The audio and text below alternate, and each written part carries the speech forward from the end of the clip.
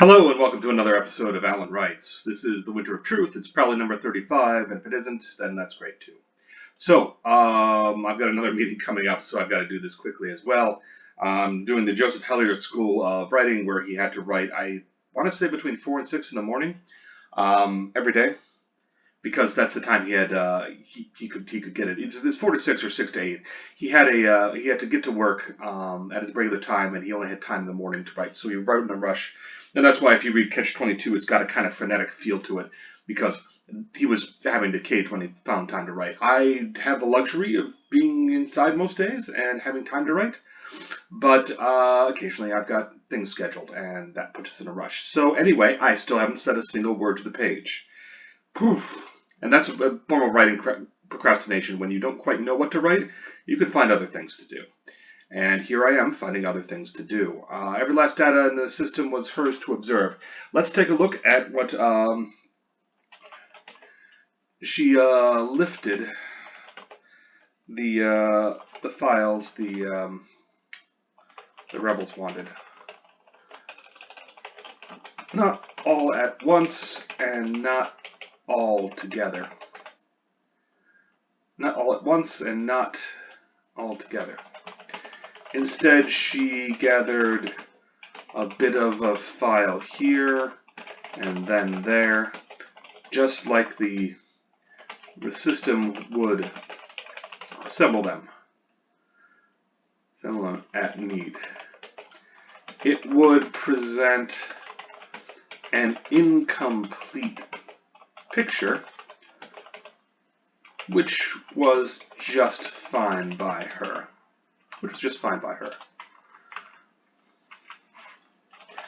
The less the rebels knew, the better, and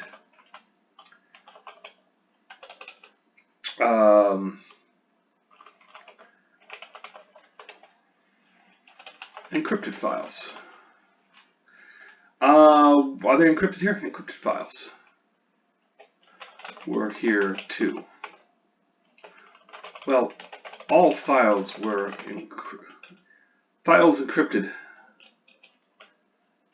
Then she saw files with a particular encryption upon them. Telexone. The kind he kept just for his office and wasn't supposed to spread around. But he had.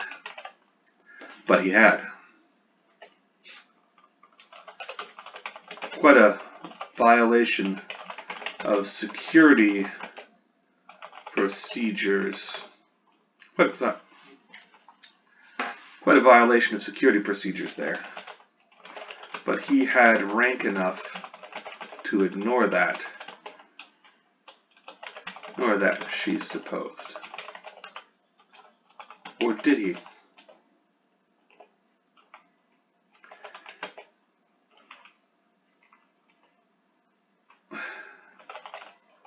That trifle, she supposed. All right, or did he? Now she begins to think, well, other thoughts. Did he really have that much pull with the Navy? Would they protect him like he didn't protect her?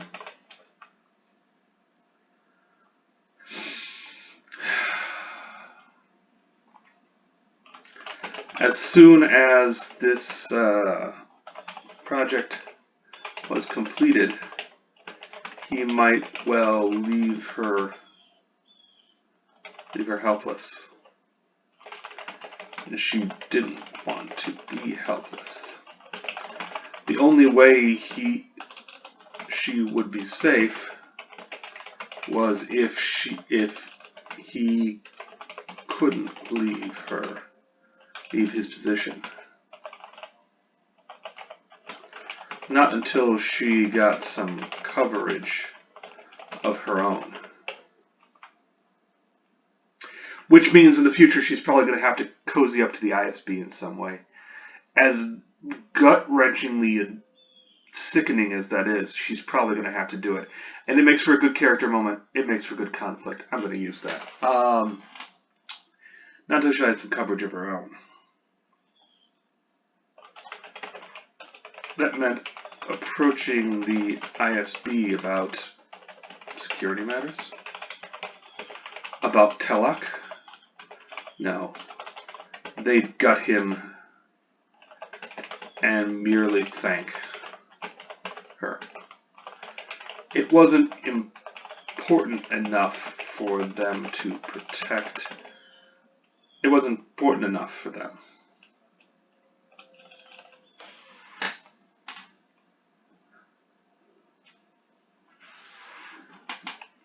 It wasn't important. She wasn't important enough. She wasn't important enough to them. To them. She would always just be a lever.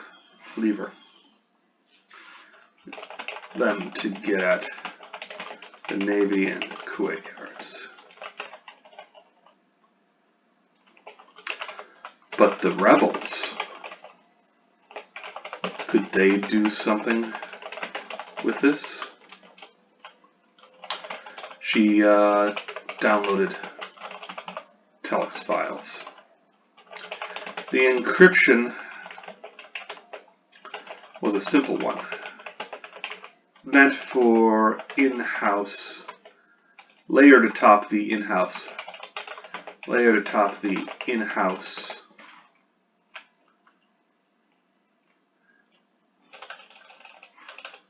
atop the Kuwait yards, standard heavy ciphers. Standard heavy layering.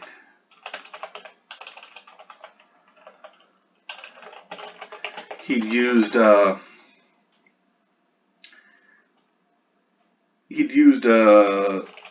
simple 7 input key, and she ran those in less than a minute on her datapad, on her borrowed datapad.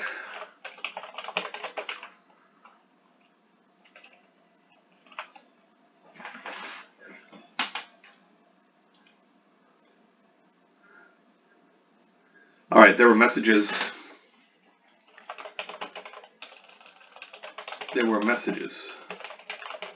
And in those messages, there were promises. Steered contracts,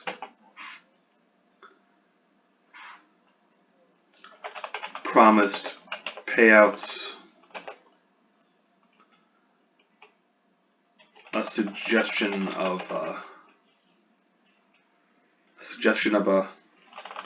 retirement fund that would keep growing and growing.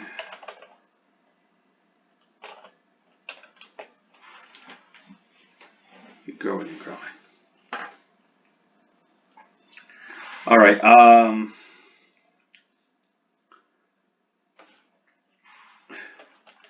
She'd expected all that,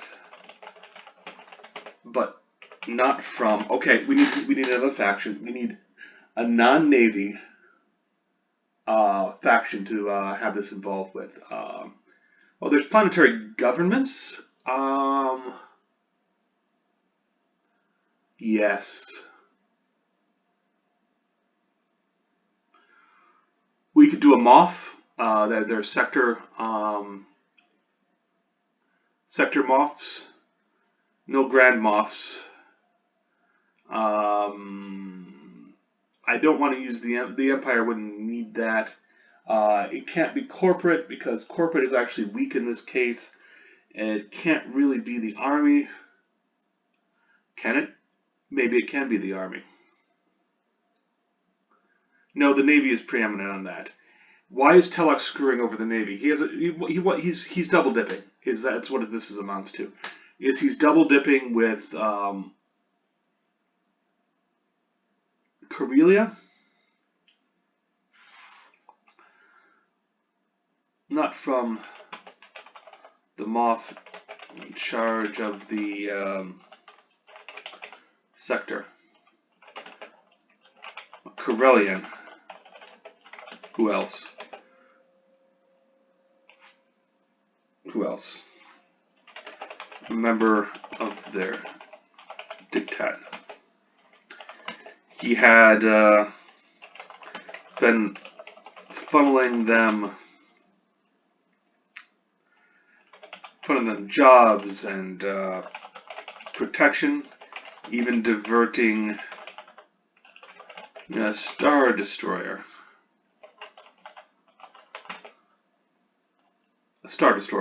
To them in an anti-piracy campaign, all via his influence with Kuwait Yards.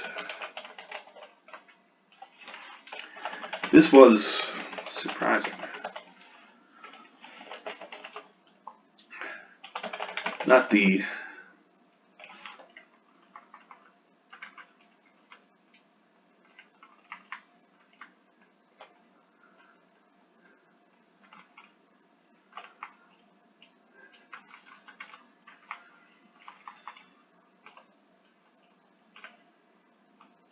she'd half expected all that. It was surprising. Not the method, but the reach and the willingness to utilize the Navy for his own ends. If they found out, well, again,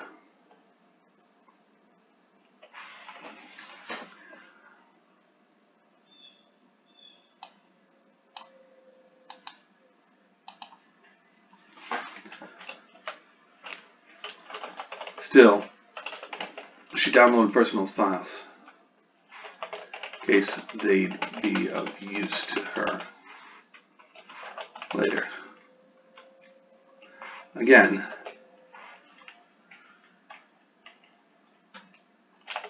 they'd clear him out or merely slap him on the wrist,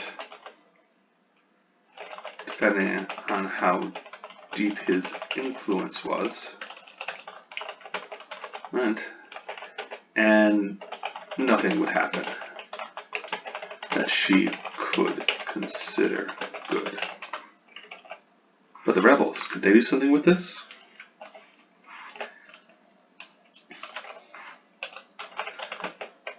They might have contacts. They might have methods. They might maybe be able to keep Telok his current role, deny him promotion, and thus buy her time.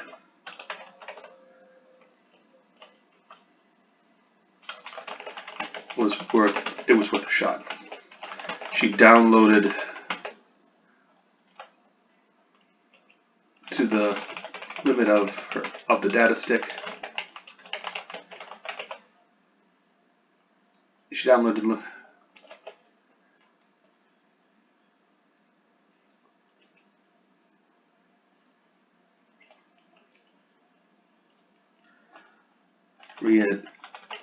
attached it to her leg. Reattached it to her leg, and as I'm hiding something from there, wiped the engineering data pad, resealed the conduit, and unsealed the door.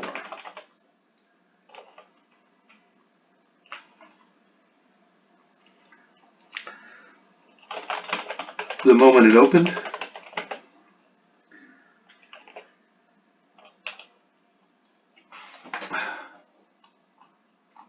Lathy. The moment opened.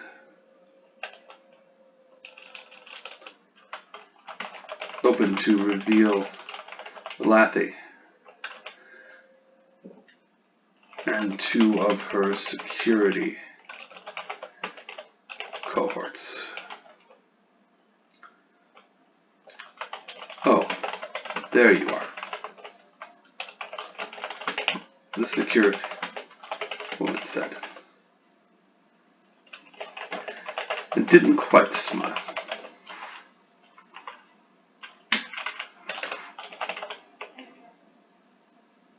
The service doors opened to reveal. And unsealed the entryway. Oh, there you are. Okay, we're only halfway done.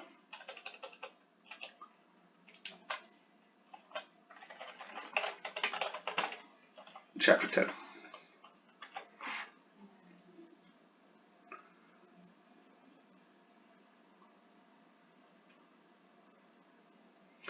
Alright, so why did they come get her? Because Telek sent them to?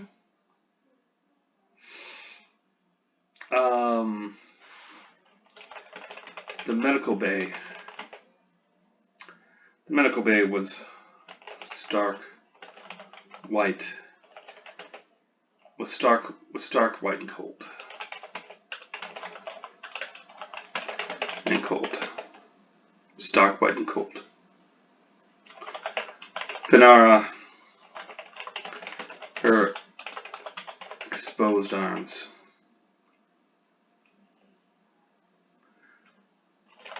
While Lathy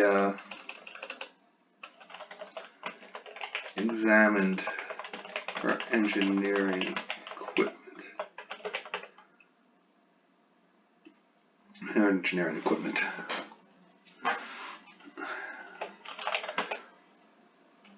The plasma cutter was still warm to the touch.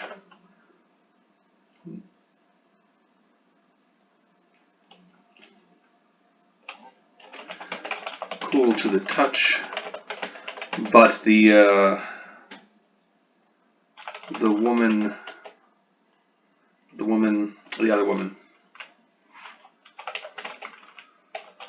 flipped it over. Half a tank.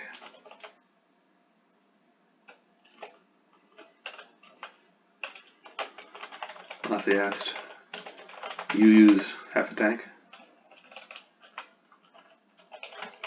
It was like that when I got it. It was like that when I got it. Finara replied.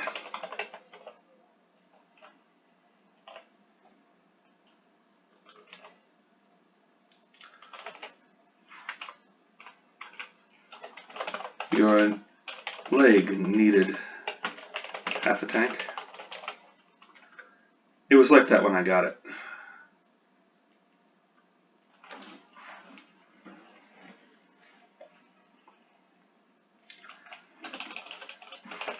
Tried to keep her voice steady.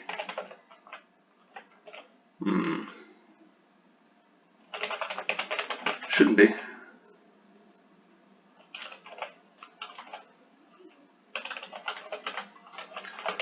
I know. All tools are to be dispensed with a full charge or allotment. Finara recited from the handbook, from the yard guide.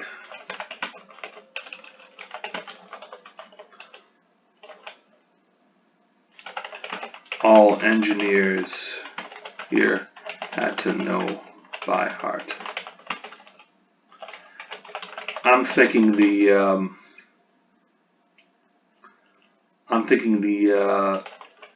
sensor damage. I'm thinking a sensor needs to be put. be replaced. It reads full or half.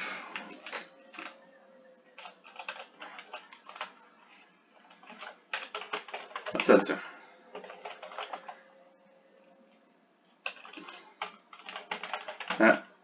What's wrong with your... No, that's a software issue. It's a software issue.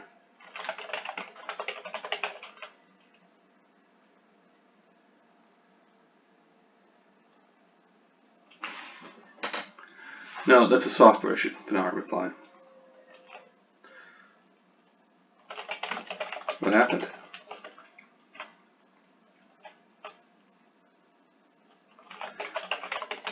I kicked a wall. I kicked a wall.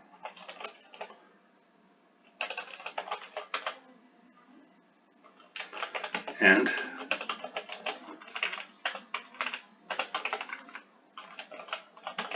hit a landline. Hit a conduit. Hit a conduit. Discharged. Overloaded.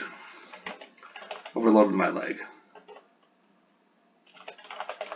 Stupid of me. Stupid of me. Why'd you kick it? I was upset over that's secret. You don't have the clearance for that.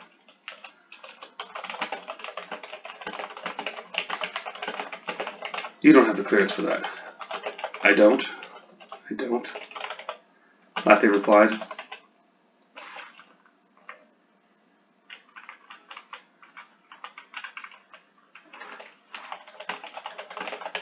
Asked.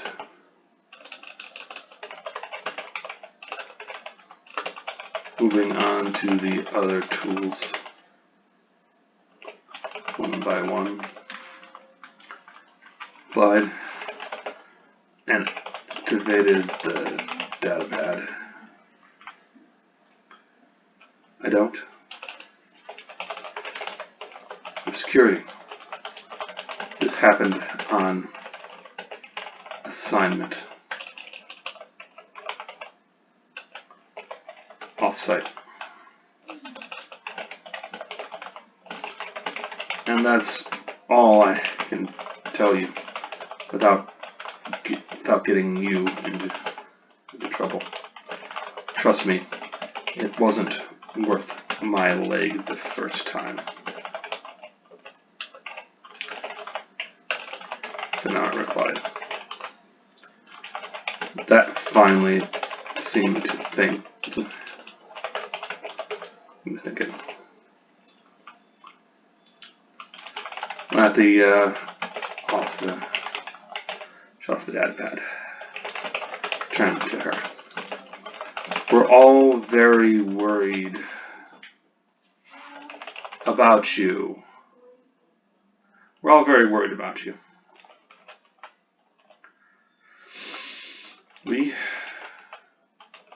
Yes.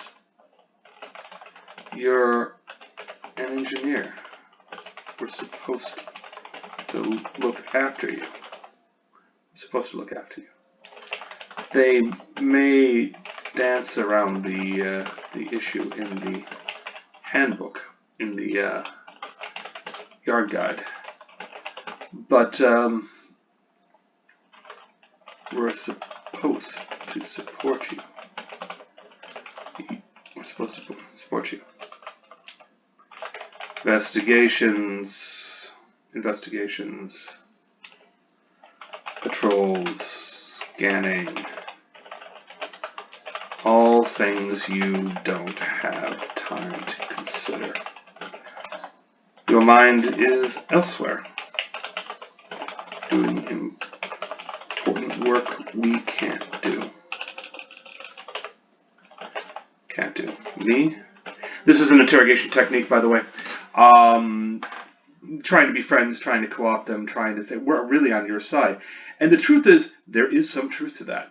Security is supposed to be there to back up the engineers and keep them safe.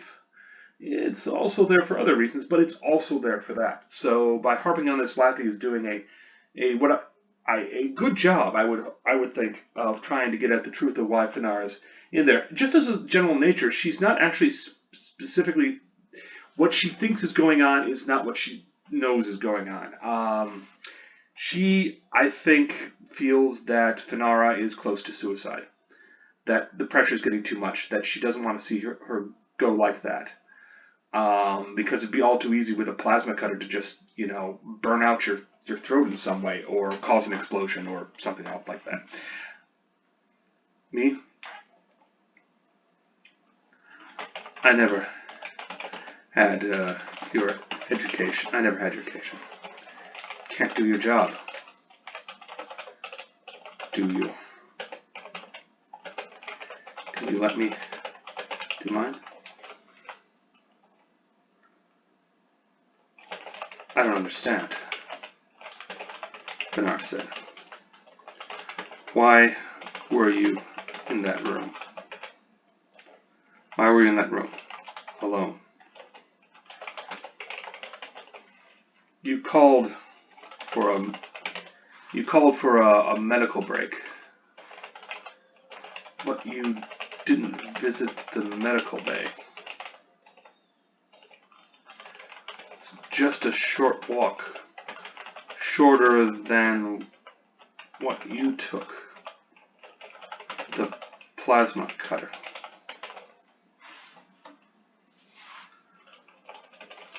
Lathy said, and stepped closer.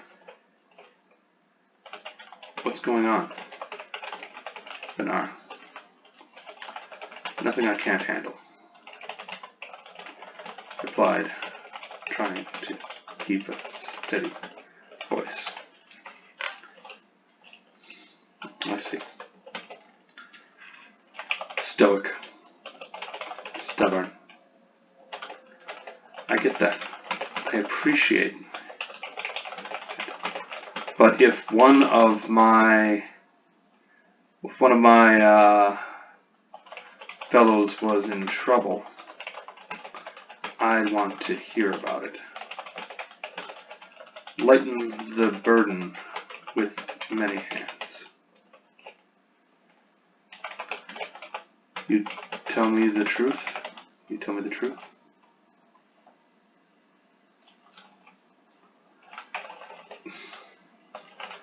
All right, Anara said. It's complicated.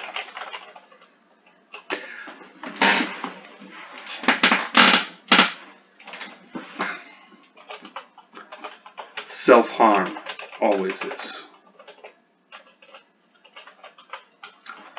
Bernard blinked. All right. Is that what you thought?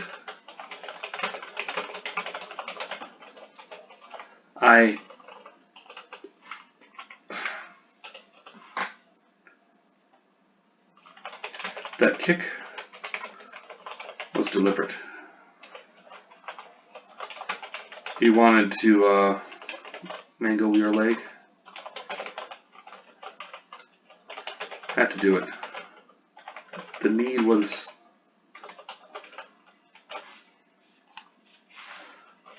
Were you going to commit suicide? Were you going to commit suicide? Lathy asked. Set a hand on her own. You can tell me. It's not unusual. It's not unusual.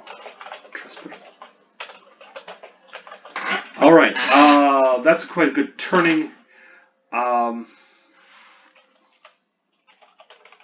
Then I saw the looked into the eyes of the other one. Lathy's eyes saw the truth. This woman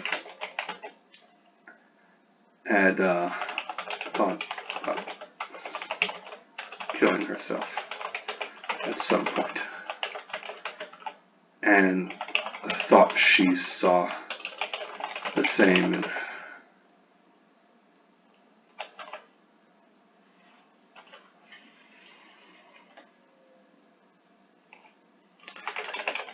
And maybe some truth to that. A hard, cold truth. Hard, cold truth. It is the winter of truth, after all.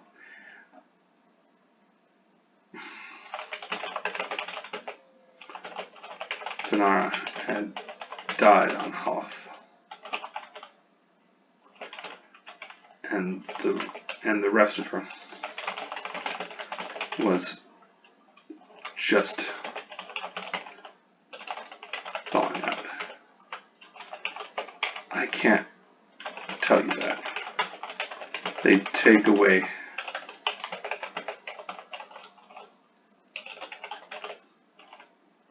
she said finally. They take away everything.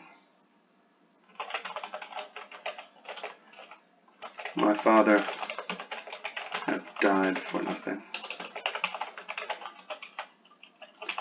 So that's why you came back out? Matthew asked. He must have been a good man. He was. He was. I was young. He was everything, she said, and felt a tear track along her cheek. In the distance, there arose Tess. Hurried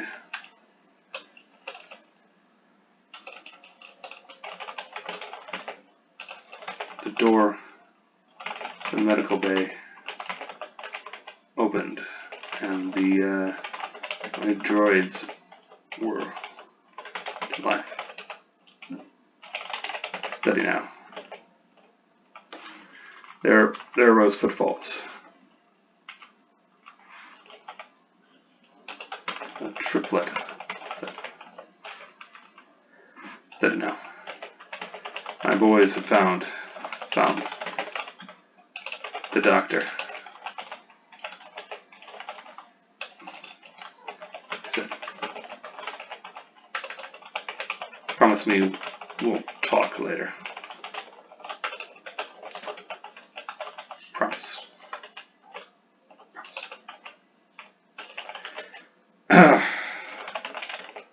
Said, cleared her cheeks and her throat. Alright, I got my meeting in 5 minutes. So, that's going to have to be that. So, she's managed to evade it. She just needs the, pass the medical inspection, must surrender the data stick. She does so reluctantly. To the dock so he can download a copy of her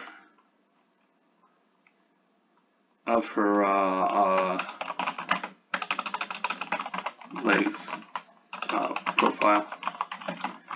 It's blank. She blanked it.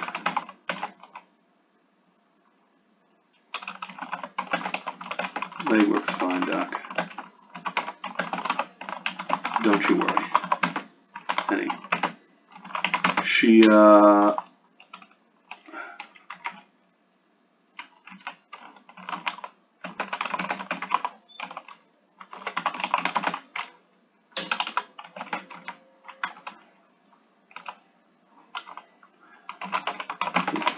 leg walks normalish.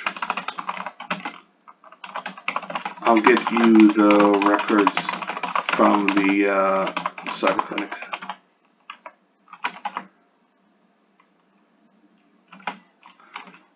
All right. There we go. That's the next step, and we're going to be out of here. Whew. All right. I hope you've enjoyed this bit of the Winter of Truth. We're moving things along. We've had a sudden turn with Lathy, the security guard, and maybe, just maybe, she's going to walk out, and now she's got to approach the rebels in the correct way. They're going to want a direct meeting for the pass-off, because she's not giving them the information that she wanted.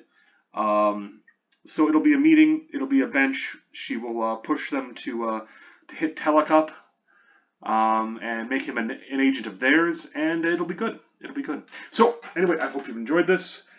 Stay safe out there, and have a good day. Thanks.